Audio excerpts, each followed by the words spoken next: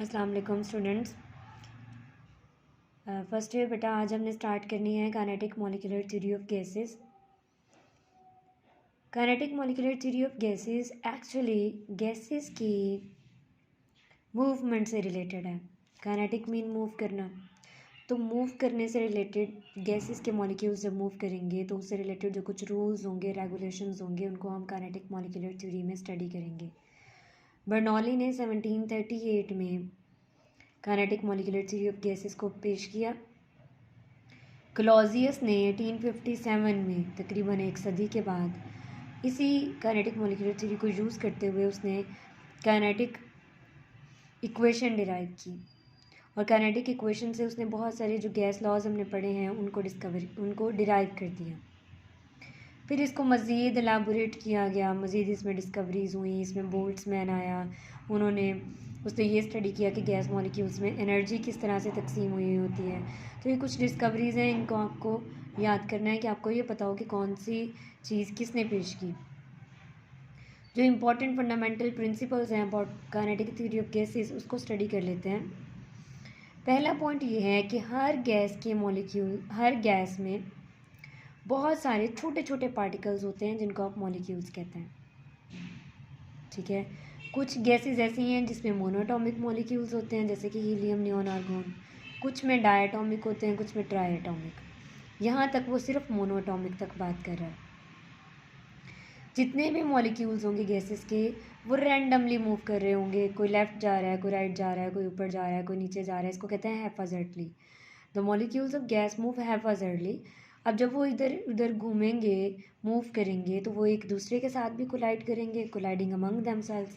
और इसके अलावा वो कंटेनर की वॉल्स के साथ भी टकराएंगे। जब वो एक दूसरे से टकराएंगे या कंटेनर की दीवारों से टकराएंगे तो बेटा डेफिनेटली उनकी डायरेक्शन चेंज हो जाएगी। ठीक है, मॉलिक्यूल्स जब उस कंटेनर की दीवारों के साथ टकराएंगे तो कुछ फोर्स लगाएंगे ना, कुछ ताकत लगाएंगे उसकी दीवारों पर। वो होगा उसका प्रेशर। प्रेशर क्या है? Pressure exerted by a gas is due to collision among its molecules with the wall of the container. Wall of container के साथ जब मॉलिक्यूल्स टकराते हैं, कोलाइड करते हैं, तो कुछ प्रेशर एक्सर्ट होता है। जब मॉलिक्यूल्स आपस में टकराएंगे या दीवारों के साथ टकराएंगे तो ये मूवमेंट प्योरली इलास्टिक है, perfectly elastic. Perfectly elastic means क्या है कि जो मॉलिक्यूल्स हैं वो एक दूसरे को एनर्जी ट्रांसफ़र नहीं करेंगे। फोर्थ पॉइंट है, the molecules of gas are widely separated from one and other and they are sufficient empty spaces among them. जो मॉलिक्यूल्स हैं वो एक दूसरे से बहुत दूर दूर होंगे और उनके दरमियान में बहुत ज़्यादा खाली जगह मौजूद होगी। ये पॉइंट्स हमने पहले सारे पढ़े हुए हैं, सिर्फ उनको एक थ्योरी में बंद कर दिया गया है, इसलिए हम उनको इकट्ठा पढ़ रहे हैं। अदरवाइज़ ये सब बातें वो हैं जो हम जानते हैं। The molecules of gas have no force of attraction for each other. वो एक दूसरे के साथ कोई उनकी अट्रैक्शन नहीं होगी, कोई रिपल्शन नहीं होगी, बस रैंडमली मूव कर रहे हैं और एक दूसरे के साथ टकरा रहे हैं और दीवारों के साथ टकरा रहे हैं। और जब वो दीवारों के साथ टकराएंगे या एक दूसरे के साथ टकराएंगे तो एनर्जी को ट्रांसफ़र नहीं करेंगे। इसके अलावा दीवारों के साथ जब वो टकराएंगे तो हम कहेंगे ये उसका प्रेशर है। The actual volume of molecules of gas is negligible as compare to volume of the gas. क्योंकि मॉलिक्यूल्स बहुत छोटे छोटे होते हैं, उनके दरम्यान में जगह बहुत ज़्यादा होती हैं। तो अगर आप मॉलिक्यूल्स को इकट्ठा जोड़ के एक साइड पे रखें तो देखेंगे कि उसका जो वॉल्यूम है वो बहुत थोड़ा है as compare to container. For example, अगर आपके पास 100 dm³ का कंटेनर है तो सोचें वो कितना बड़ा सारा होगा ना। लेकिन जब उसके मॉलिक्यूल्स का सिर्फ वॉल्यूम देखेंगे, अब वो टोटल गैस का वॉल्यूम है जिसमें स्पेस भी आ जाती है उनके दरमियान में।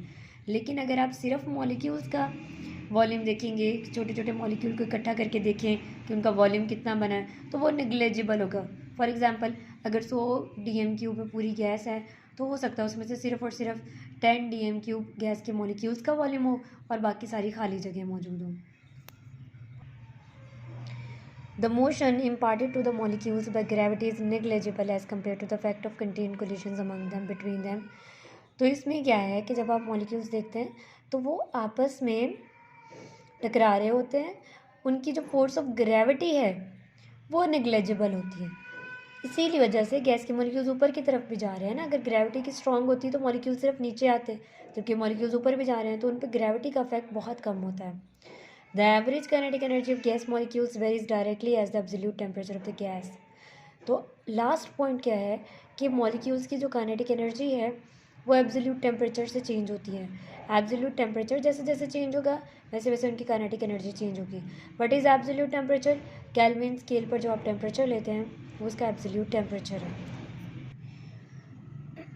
ये जो कुछ एजम्पशंस हमने देख ली काइनेटिक मॉलिक्यूलर थ्योरी की, इन एजम्पशंस को यूज़ करते हुए आरजे क्लॉजियस ने एक काइनेटिक इक्वेशन डिराइव की, ये वाली।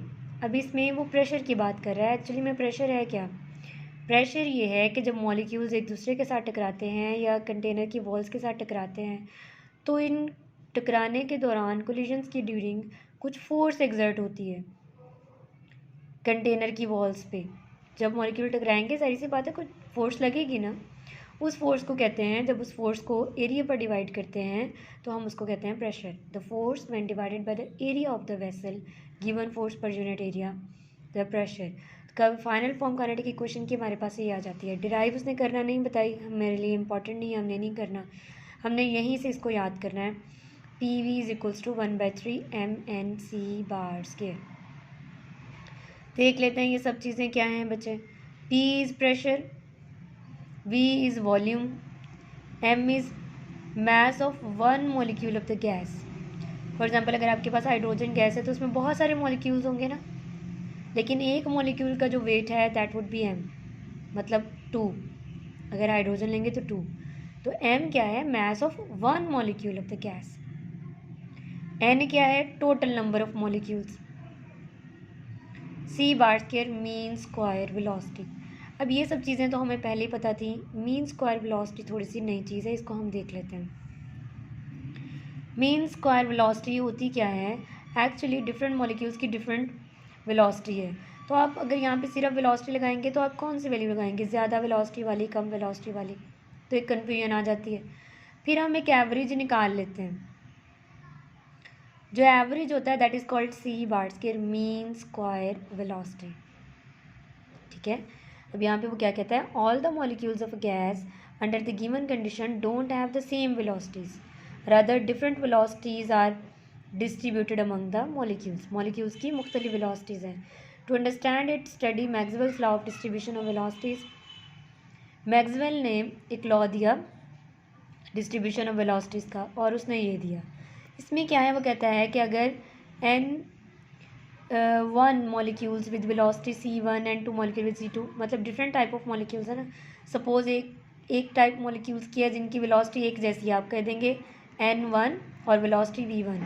दूसरे मॉलिक्यूल का एक ग्रुप ले लिया, उनकी वेलोसिटी चेंज है तो उनको कह देंगे N2 और वेलोसिटी हो जाएगी C2। तो इस तरह से आपने जब वैल्यूज़ ले ली तो मीन स्क्वायर वेलोसिटी क्या होगी उनकी?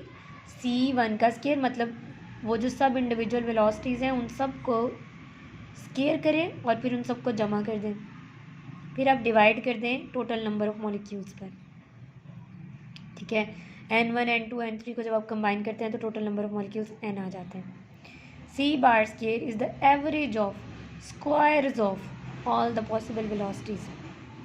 सिंपल एवरेज तो यही होता है ना कि आपने वेलोसिटीज़ को जमा किया और टोटल नंबर पे डिवाइड कर दिया, वो था सिंपल एवरेज। लेकिन यहाँ पर आपने क्या किया है? आपने स्क्वायर्स का एवरेज लिया, average of squares of all the velocities. तो आपने जब स्क्वायर्स का वेलोसिटीज़ के स्क्वायर का एवरेज लिया तो आप उसको कहते हैं mean square velocity. Mean velocity नहीं कह सकते, मीन स्क्वायर वेलोसिटी। ठीक है, अगर मीन स्क्वायर वेलोसिटी का आप अंडर रूट ले लें तो आप कहते हैं रूट मीन स्क्वायर वेलोसिटी, और उसको रिप्रेजेंट करते हैं RMS से। RMS क्या है? आपने ये जो मीन स्क्वायर वेलोसिटी निकाली इसका अंडर रूट ले लें, देखिए तो ये हो जाएगी रूट मीन स्क्वायर वेलोसिटी।